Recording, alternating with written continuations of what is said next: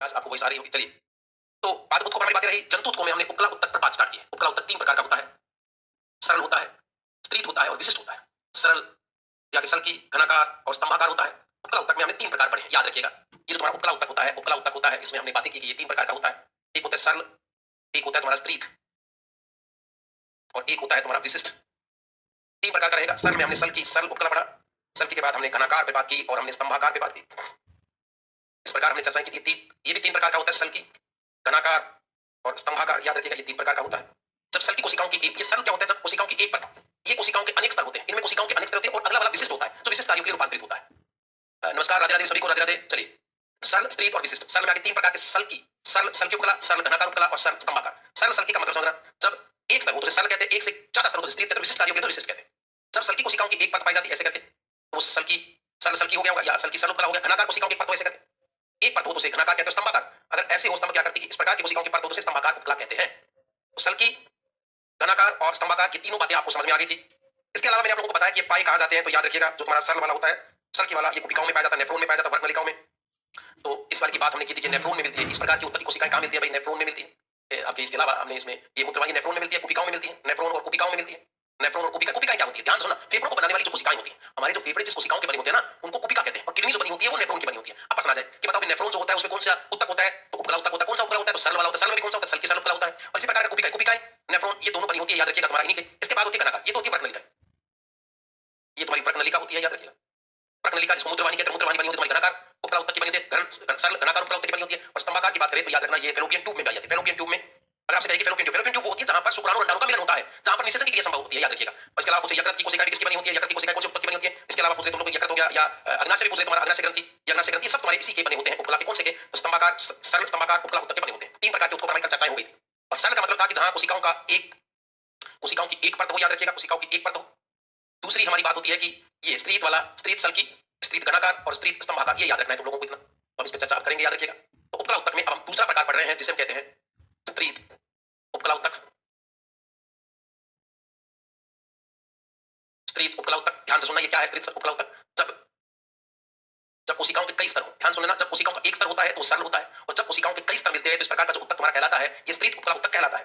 स्त्रीत उपकला उत्तक कहलाता है, याद रखिएगा। तो क्या लिखेंगे इसमें? स्त्रीत में जब उपकला कोशिकाएं कई स्तरों में पाई जाती है, जब उपकला कोशिकाओं के कई स्तर पाए जाते हैं, कोशिकाओं के कई स्तर पाए जाते हैं, कई स्तर पाए जाते हैं, एक से ज्यादा स्तर पाए जाते हैं, कोशिकाओं के कई स्तर पाए जाते हैं, तो उसे स्त्रीत उपकला उत्तक कहते हैं। तो उसे स्त्रीत उपकला उत्तक कहते हैं, याद रखिएगा, स्त्रीत उपकला उत्तक कहते हैं, उपकला उत्तक कहते हैं। तो ये लोग स्त्रीत उपकला उत्तक क्या है? जब उपकला उत्तक के कई स्तर होते हैं तो इसे कहेंगे हम स्त्रीत उपकला उत्तक, याद रखना। ये भी आगे 3 प्रकार का होता है। तो पहला सल्की स्त्रीत उपकला,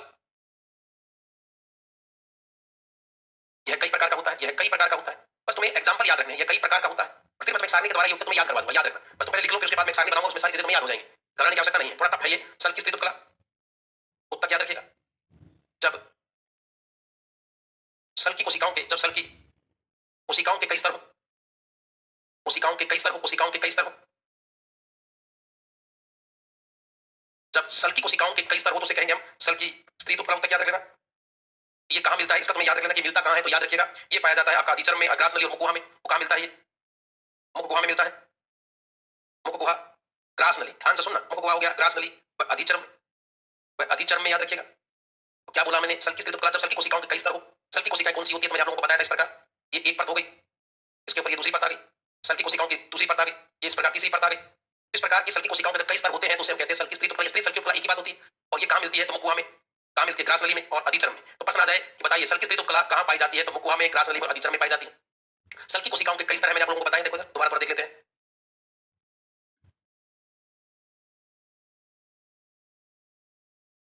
इस प्रकार के, इस प्रकार के, याद रखिएगा। फिर कई स्तर हो, जब वहां पर सल की कोशिकाओं के कई स्तर होते हैं तो उसे कहते हैं सल की स्त्रीत उपकला उत्तक, याद रखिएगा। इसके बाद दूसरा होता है स्त्रीत घनाकार।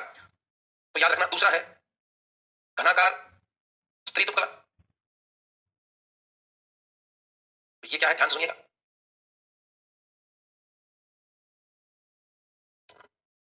जब घनाकार कोशिकाओं के कई स्तर पाए जाते हैं, कोशिकाओं के कई स्तर पाए जाते हैं, कई स्तर पाए जाते हैं, तो उसे स्तर पाए जाते हैं, तो उसे घनाकार स्त्रीत उपकला उत्तक कहते हैं, याद रखें, स्त्रीत उपकला उत्तक कहते हैं। अब घनाकार कोशिकाएं हैं, ध्यान रख लीजिएगा, इस प्रकार की कोशिकाओं के कई पथ मिलेंगे, कई पथ मिलेंगे, याद रखिएगा, मैं नेक्स्ट पेज पे लेकर चल रहा हूं इस बात को।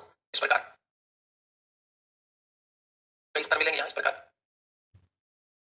कई स्तर मिलेंगे इस प्रकार। तो इसे कहते हैं हम घनाकार स्त्रीत, स्तर में मिलते हैं, लेयर में मिलते हैं। तो इसे हम क्या कहते हैं, आपका घनाकार स्त्रीत उपकला उत्तक कहा जाता है। और ये उत्तक पाया कहा जाता है। इंपॉर्टेंट बात ये आती है कि उत्तक मिलता कहां है, तो ध्यान से सुनिएगा, ये जो उत्तक आपका मिलेगा ये पाया जाता है जननांग, श्वास नली और फेफड़ों में। ये जननांगों में पाया जाता है। एग्जांपल कहां मिलता है, तो एग्जांपल याद रखना, जननांगों में मिलेगा, ये जननांगों में मिलेगा, फेफड़ों में मिलेगा, श्वास नली में मिलेगा, जननांगों में मिलेगा, फेफड़ों में मिलेगा, श्वास नली में मिलेगा, याद रखिएगा, ये यहां पाए जाते हैं। कौन से वाला भी घनाकार, इससे पहले वाला कौन सा, सल्की, सल्की कहां मिलता है, मुख गुहा में, ग्रास नली में, और अधिचर्म, ये अधिचर्म है, ये अधिचर्म में पाया जाता है। घनाकार स्त्रीत उपकला उत्तक कहां मिलता है, तो ये याद रखना, तो फेफड़ों में मिलेगा, श्वास नली में मिलेगा, और इसके अलावा ये जननांगों में पाया जाता है। तीसरा जो इसका प्रकार होता है, तीसरा जो इसका प्रकार होता है वो याद रखिएगा स्तंभाकार वाला होता है। तो हमने बात की घनाकार, इसके बाद स्तंभाकार स्त्रीत उपकला उत्तक। जब उपकला उत्तक, जब जब स्तंभाकार कोशिकाओं के, स्तंभाकार कोशिकाओं के कई स्तर मिले, स्तंभाकार कोशिकाओं के कई स्तर मिले, तो उसे स्तंभाकार स्त्रीत उपकला उत्तक कहते हैं, स्त्रीत उपकला उत्तक कहते हैं। ये याद रखिएगा, इंपॉर्टेंट बात होती है इसके एग्जांपल की, ये मिलता कहां है, तो याद रखना, ये वाला जो तुम्हें मिलेगा, ये वाला जो तुम्हें मिलेगा, ये नरम तालु में और एपिग्लोटिस में मिलेगा। नरम तालु यानी कठोर तालु, नरम तालु होते हैं, और एपिग्लोटिस में मिलता है, एपिग्लोटिस में मिलता है। एपिग्लोटिस वो ढक्कन होता है श्वास नली का, जो श्वास नली को बंद करने का कार्य करता है, याद रखिएगा। तो ये हमने दूसरा प्रकार पढ़ लिया है, पहला सल्की वाला पढ़ा, दूसरा हमने, यानी पहला हमने पढ़ा सरल और दूसरा हमने पढ़ा है आपका स्त्रीत वाला। सरल वाला तीन था, सल्की, घनाकार और स्तंभाकार। जब एक एक कोशिकाएं मिले, एक एक लेयर मिले, और जब इसके कई स्तर मिले तो वो स्त्रीत हो जाता है। ये जो स्तंभाकार वाली कोशिकाएं होती हैं, ये इस प्रकार व्यवस्थित होती हैं, एक से अधिक स्तंभ ज्ञाता की कोशिकाएं होती हैं इस प्रकार,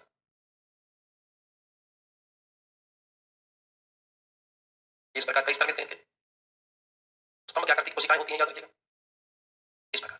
तो ये हो गया तुम्हारा, ये हो गया है तुम्हारा, याद रखिएगा। तो स्तंभाकार स्त्रीत उपकला उत्तक हो गया है। तो कोशिकाओं के जब कई स्तर हो गए हैं, याद रखिएगा, एक दो स्तर बनाए, ऐसे कई स्तर होते हैं, तो ये तुम्हारा स्तंभाकार स्त्रीत उपकला उत्तक हो गया है। घनाकार वाला जननांगों में, फेफड़ों में, श्वास नली में मिलता है। नरम तालु और एपिग्लोटिस में तुम्हारा ये स्तंभाकार विशिष्ट उत्तक होता है। अब अगला जो तुम्हारा होता है वो विशिष्ट उत्तक होता है, तीसरे बार विशिष्ट उपकला उत्तक, विशिष्ट उपकला उत्तक। विशिष्ट कार्यों के लिए उपकला उत्तक रूपांतरित होता है और निर्माण करता है विशिष्ट उपकला उत्तकों का, याद रखिएगा। ये विशिष्ट वाला क्या होता है, तो ध्यान सुनना, जब ध्यान सुनना, जब सरल व स्त्रीत, सरल व स्त्रीत उपकला उत्तक की कोशिकाएं, उपकला कोशिकाएं विशिष्ट कार्यों के लिए, विशिष्ट कार्यों के लिए रूपांतरित होती हैं, तो विशिष्ट उपकला उत्तक का निर्माण होता है। विशिष्ट कार्यों के लिए रूपांतरित होती है तो विशिष्ट उपकला उत्तक का निर्माण होता है, याद रखिएगा, विशिष्ट उपकला उत्तक का निर्माण होता है। जैसे कौन कौन से हैं उस पर डिपेंड करेगा बात, कौन कौन से कार्य, ध्यान रखना। जैसे इसमें जो पहला है, इसमें जो पहला है वो याद रखिएगा आभासी स्त्रीत उपकला उत्तक। आभासी है, स्त्रीत है, याद रखना, स्त्रीत जब कई स्तर हो, उपकला उत्तक, आभासी स्त्रीत उपकला उत्तक है पहला, आभासी स्त्रीत उपकला उत्तक है, याद रखिएगा।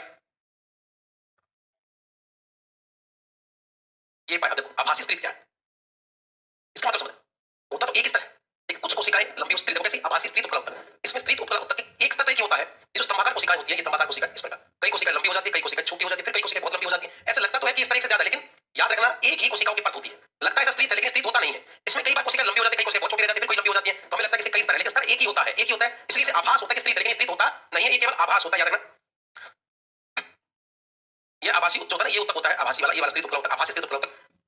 इसमें उपकला उत्तक के, इसमें उपकला उत्तक की एक ही पथ होती है, ये एक स्तर होता है, इसमें उपकला उत्तक का एक स्तर होता है, एक ही स्तर होता है, एक ही स्तर होता है, लेकिन होता है इसमें कोशिकाएं असमान प्रकार की होती हैं, इसमें कोशिकाएं असमान प्रकार की होती हैं, कोशिकाएं असमान प्रकार की होती हैं, असमान प्रकार की होती है।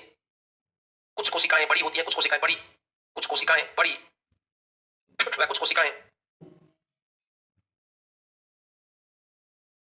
छोटी होती है, कुछ कोशिकाएं बड़ी होती हैं, कुछ कोशिकाएं छोटी होती है, याद रखिएगा। तो इसमें एक ही परत होती है, लेकिन कुछ कोशिकाएं छोटी होती है, कुछ कोशिकाएं बड़ी होती है, इसलिए इनके स्त्रीत होने का आभास होता है, इसलिए इनके स्त्रीत होने का आभास होता है, स्त्रीत होने का आभास होता है, स्त्रीत होने का आभास होता है, याद रखिएगा। ये कहानी है, याद रखो। होती तो कोशिकाओं की एक ही लेयर है, लेकिन कुछ कोशिकाएं छोटी, कुछ कोशिकाएं बड़ी, छोटी बड़ी होने की वजह से, मान लो कि घनाकार कोशिका इस प्रकार छोटी, कई बड़ी हो जाएंगी, फिर छोटी, तो परत तो एक ही होती है, लेकिन कई स्तरों में प्राप्त होती है, इसलिए इसे आभासी होता है, स्त्रीत उपकला उत्तक का आभास होता है, लेकिन होता नहीं है। आखिर ये पाया कहा जाता है, ध्यान से सुनना। अगर मैं इस एग्जांपल की बात करूं तो ये इंपॉर्टेंट है। कहां मिलता है? तो याद रखिएगा ये वाला उत्तर तुम्हें मिलेगा, ये वाला उत्तर तुम्हें मिलेगा श्वास नली और श्वसन मार्ग में। ये श्वास नली में मिलेगा, वह श्वसन मार्ग में मिलेगा, या श्वास नली लेते हैं, श्वास नली में, ये याद रखिएगा, श्वास नली में मिलेगा याद। तो योग आभासी स्थिति वाला हो गया है। इसके बाद जो दूसरा इसमें आता है संक्रमण उपकला, दूसरा इसमें आता है संक्रमण उपकला।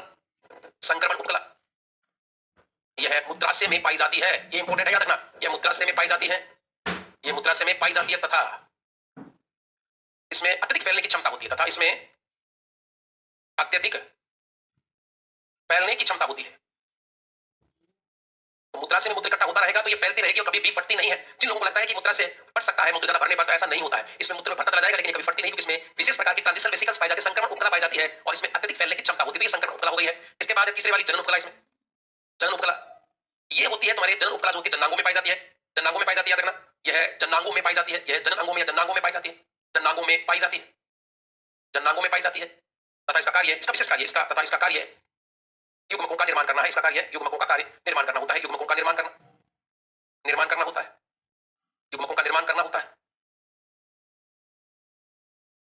ये है कहानी, ये है कहानी, याद रखना तुम्हारी उपकला उत्तक की, ये कहानी है तुम्हारी उपकला उत्तक की। तो हमने 3 प्रकार के उपकला उत्तकों पर चर्चा की है। अब मैं थोड़ा तुम्हें इसमें डिटेल से समझाता हूं, क्योंकि थोड़ा टफ रहेगा, आप लोगों को समझ में नहीं आता है।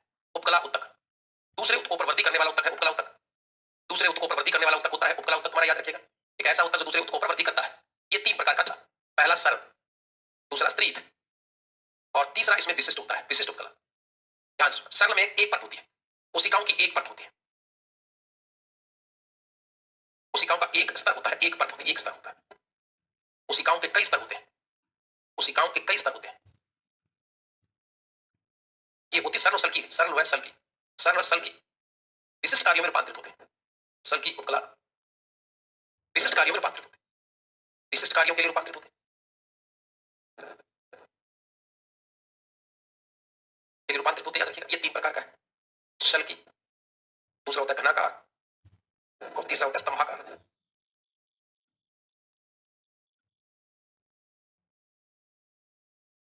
ये भी 3 प्रकार का है, शल की, घनाकार और स्तंभाकार। ये है विशिष्ट 3 प्रकार का, अलग हो गया, याद रखिएगा। ये क्या है? तो ये होता है तुम्हारा, याद रखिएगा, ये होता है तुम्हारा विशिष्ट सरल वाला।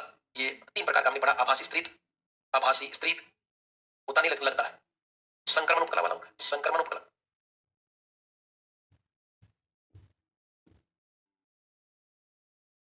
और ये होता है जन्म। सल की सरल, सल की उपकला उत्तक कहां मिलता है? एग्जांपल है, सल की कोशिका ऐसे एक परत, ऐसे ऐसे एक परत है, ऐसे कहां मिलती है? इंपॉर्टेंट बात ये है, कहां मिलती है? एग्जांपल इंपॉर्टेंट है, नेफ्रॉन में मिलती है, कुपिका में मिलती है, कुपिका। ये कहां मिलती है? घनाकार, ऐसी कोशिकाएं होती है, ये घनाकार कोशिकाएं, एक परत होती है, एक परत होती है, कहां मिलती है? तो याद रखना ये मिलती है, एग्जांपल जो आपकी व्रत नलिकाओं में, व्रत नलिकाओं में,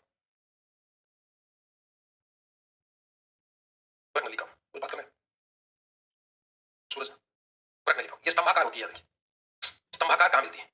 स्तंभ क्या करती है? कोशिकाएं होती है,